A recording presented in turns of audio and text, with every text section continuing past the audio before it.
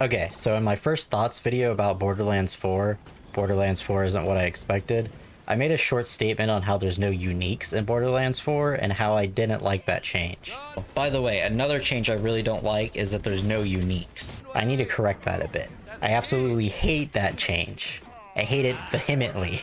I dislike it so much I'm busting out the big words. It's a horrible change, and it keeps Borderlands 4 from being nearly as great as Borderlands 1, 2, or the pre-sequel, despite being a massive improvement compared to 3 and Wonderlands. It's downright nasty.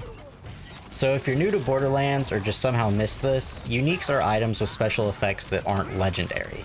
They have red text, and that red text came with a hidden effect in previous games. Like half of the guns with red text in Borderlands 4 tell you what they do, which isn't as fun, but that's whatever. A good example of uniques is the Ladyfinger from the original Borderlands.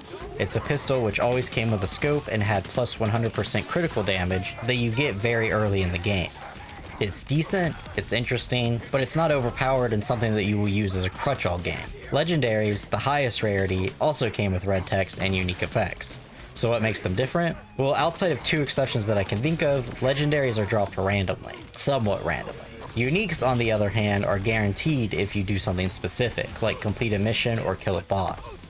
Another difference is that, typically, legendaries have higher stats than uniques on top of the special effect. This isn't always the case, as there are some trash legendaries, but it is a good rule of thumb. Now, there's quite a few reasons why I hate the lack of uniques. The first and most obvious is simply that uniques are interesting weapons and items. Of course, a smaller number of interesting items is a bad thing. There's a lack of weapon variety in Borderlands 4 as a whole, and the lack of uniques really makes that clear. The most interesting aspect of Borderlands 4 weapons is the manufacturer parts, which can put another manufacturer's gimmick on your gun. However, there's only a handful of these gimmicks, and they get old fast. Uniques, on the other hand, offered some really weird weapons, and they often had surprising synergies which could make them better than legendaries and the right build. The Sandhawk from Borderlands 2 is a good example of this. But even when they weren't particularly great, they were at least pretty much always fun to play around with, like the Bane, which had plus 130% damage, but reduced your movement speed so much that it wasn't worth it. It also made annoying noises at you. It is basically a prank on the user. It looks great on paper, and then you try to use it, and suddenly you can't move and you're getting yelled at by your own gun. It's interesting at the very least, even though it's not very practical. But a bigger reason I found is that quests are considerably less interesting without them. Immensely less interesting, even.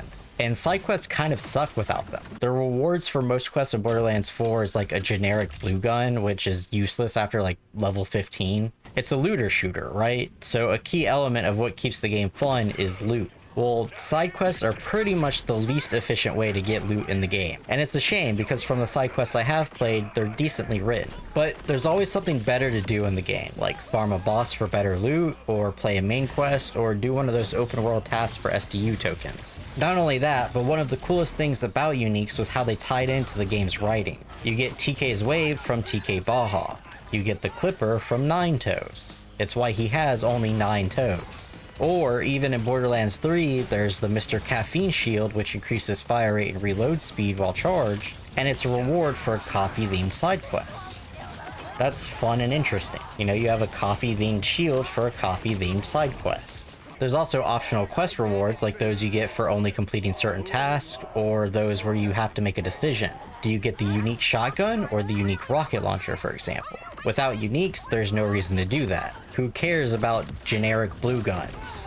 You know, like if it's between a generic blue shotgun or a generic blue rocket launcher, I'm just picking whichever pops up first. I don't care. You'll get like 30 better purple guns in the process of doing the quest anyways.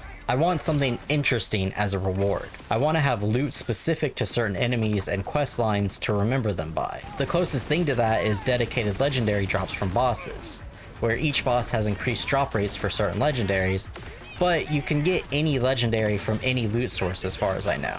Half of my legendaries came from random enemies or chests. Sure, the Roach has an increased drop rate from the Skull Orchid because they both have a similar effect, but my first one came from a toilet.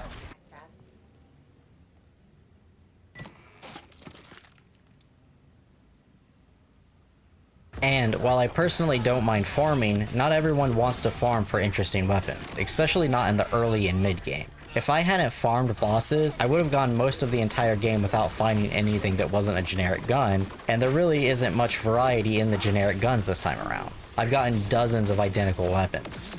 Borderlands 4 is still better than Borderlands 3 overall, but this one aspect is frustratingly disappointing. Uniques are a series staple, and its absence is felt hard, at least by me. But what do you think? Do you miss uniques as much as I do, or do you think I'm overreacting? Let me know in the comments below, and if you enjoyed the video, be sure to hit the like button. If you want to see more from me, subscribe. But that's it for today, so yeah, see ya. Came from a toilet.